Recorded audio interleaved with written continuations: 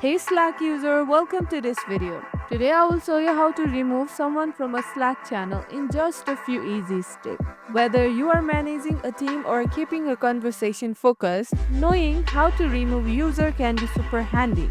Let's dive in. First, let's open Slack and head to the channel where you want to remove someone. Make sure you have the right admin or owner permission. Open the Slack on your desktop or web browser. Navigate to the channel where the person you want to remove is a member. Now let's find the person you want to remove. Click on the channel name at the top of the screen. Select members to see the list of all people in the channel. Here come the main step, removing the person from the channel. Find the user you want to remove. Click on their name to open options. Select remove from channel and confirm the action. And just like that, you are out. This works for both public and private channel if you have the right permission.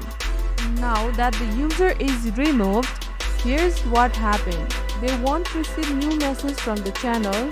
They lose access to past conversations for private channels.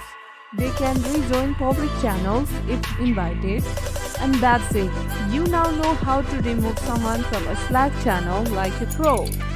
If you found this helpful, hit the like button, subscribe for more awesome Slack tutorials. Thank you for watching.